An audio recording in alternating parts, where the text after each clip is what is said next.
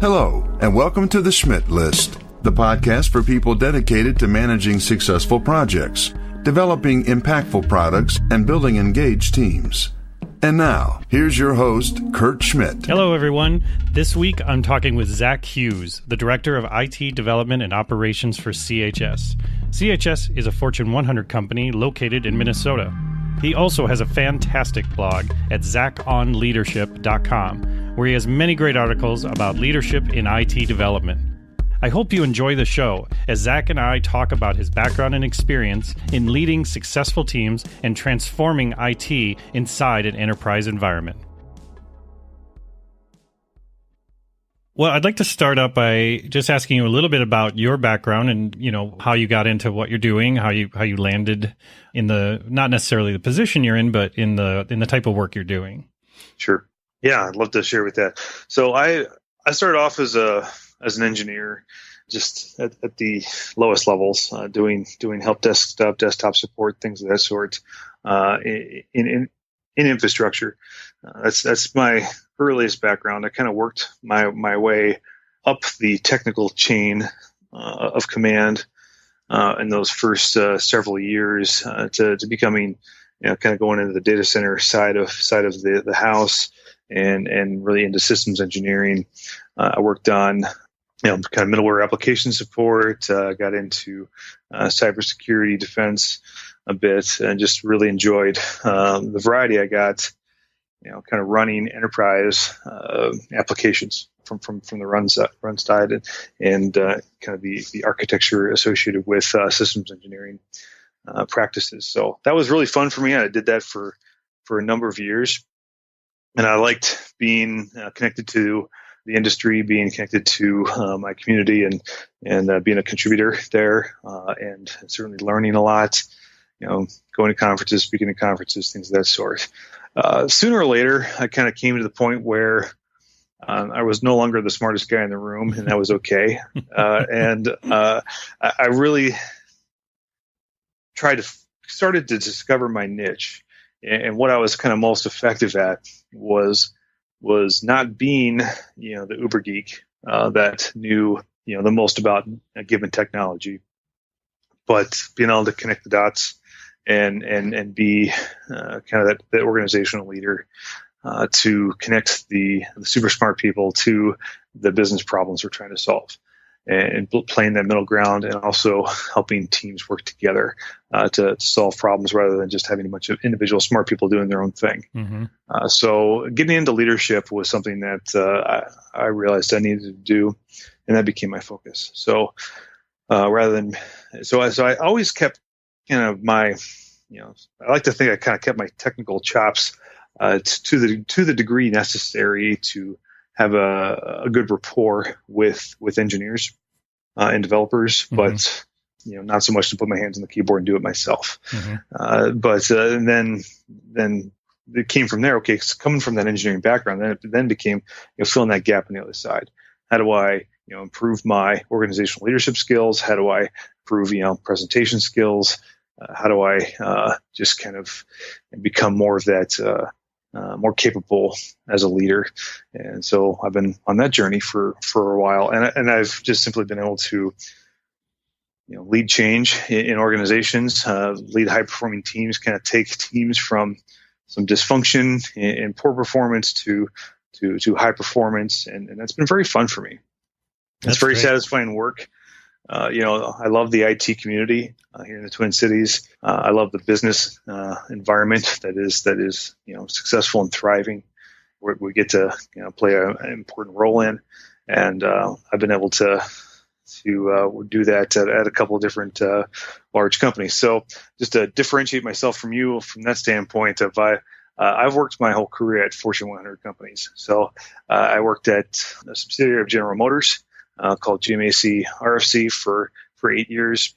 I worked at Wells Fargo for 8 years, and now I'm at CHS, which is a big company, but not as much of a household name. We're the largest agricultural cooperative in the Western Hemisphere, based here in the Twin Cities. So, right. Yeah, and so that's kind of big enterprises is kind of what I like to do, and it's a fun challenge. Yeah, it's a fun challenge. Yeah, no, I mean, I really, I mean, I've been inspired by some of the things you've written on your blog, and that's zachonleadership.com, and I'll put links in the show notes for it. But it's interesting because you talk a lot about things that a lot of other people in your position don't really focus on, which I found really fascinating and really inspiring. I mean, one of those things is obviously the politics of doing software and doing development and being a part of IT. And I think for me, that's always been an important part about being a leader within those organizations, is understanding that politics do exist. Mm-hmm. They're real.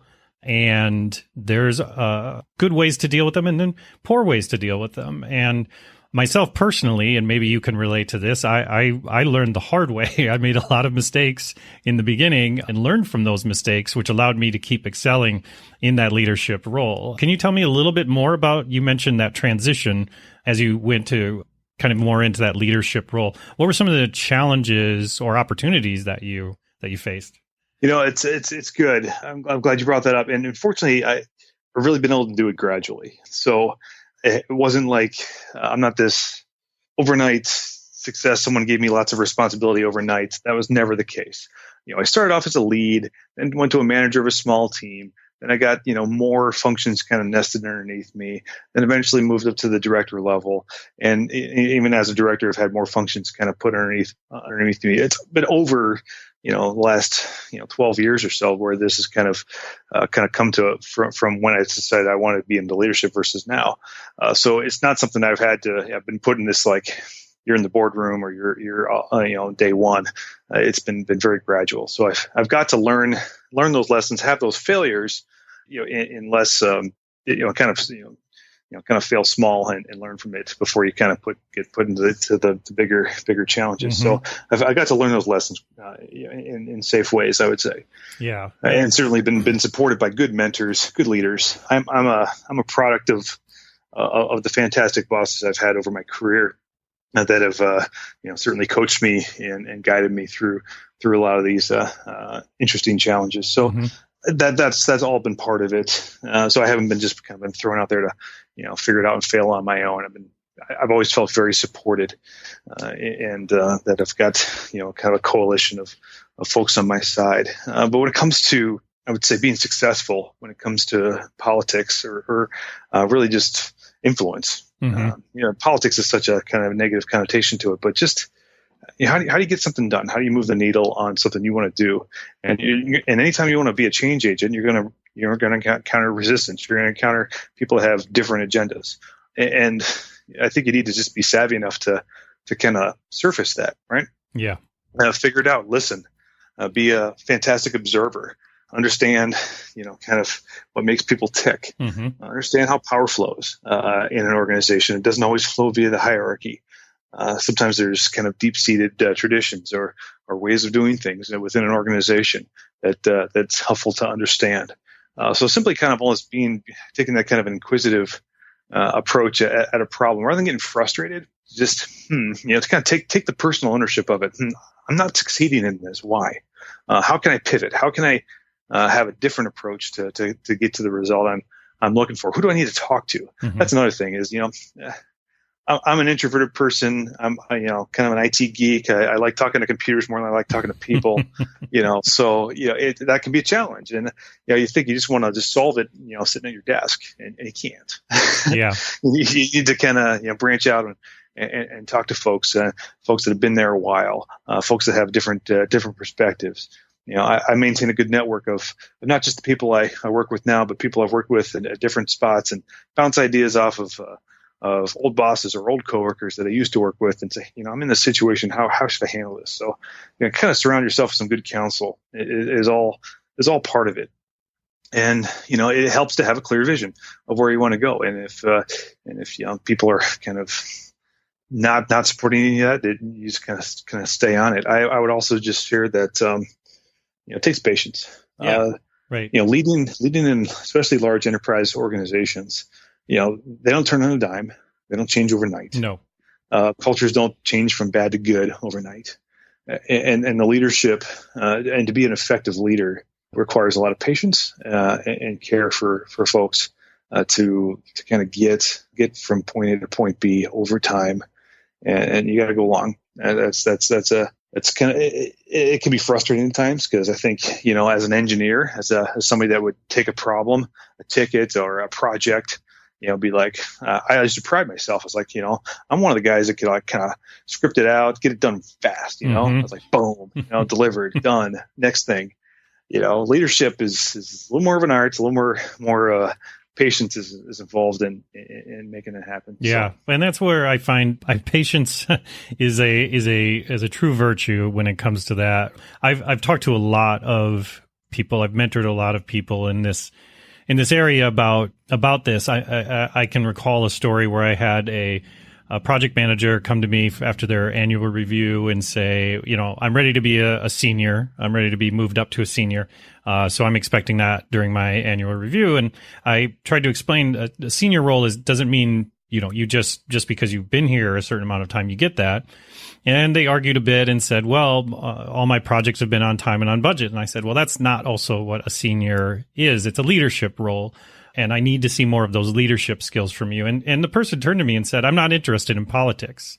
And then I basically explained to them, then you're not interested in leadership. Because to your point, politics does have a negative connotation.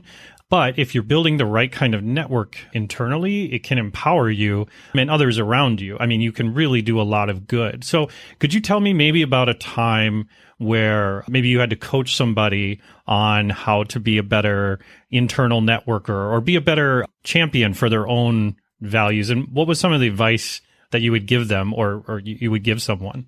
Yeah, absolutely. I'm in that situation a lot. And it's interesting because, I think technical folks, we tend to be, purists when we come to our ideas. Like, I got this fantastic idea, this fantastic solution. Everyone should just see it the way I see it. We should just do it, and it should just, happen. Why don't we just do this, do X, my idea? And, it's the kind of my go-to line there. It's not, unfortunately, we don't live in a world where the best ideas win. It's the best communicated ideas that win. And I think it's a matter of getting people to work with others and collaborate and be willing to improve those ideas and get input on them is pretty key. So I think it's all about having folks start to work with others to kind of build that coalition, kind of like you said, and build that network around a given notion, a given idea, build a critical mass around that.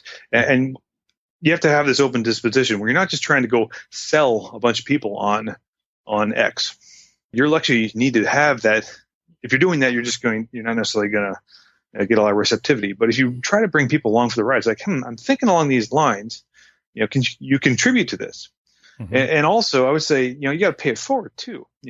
If this is all about you and what you can get out of it, that people are going to see through that. Right. If you can actually maybe even find other people's initiatives that say, I get all like you said, I get all my projects done. They're all on time, all on budget.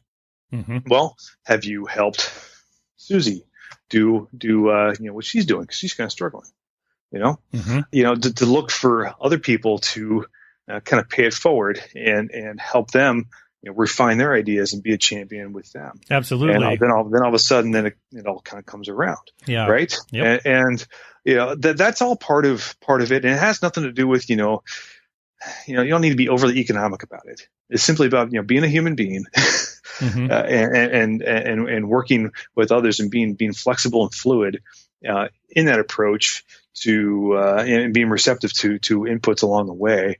And then you can really make some stuff happen, because then it really turns into, this is my idea to this is our idea. Mm-hmm. And maybe I started off with a certain viewpoint of the world, but it got better because we started leveraging our collective intelligence and our collective experience to really make this thing fly. And then you got a lot of buy-in and there's a lot of momentum, and it happens. Mm-hmm. And you celebrate that success as a group. Yeah. So. Yeah. And to that point, you see if you're having other people singing your praises more than you are singing your own praises, that's really some powerful stuff. Like you said, going to other people, finding out what you can do to help them. And part of that, and some of the advice I give people is find out what that other person's job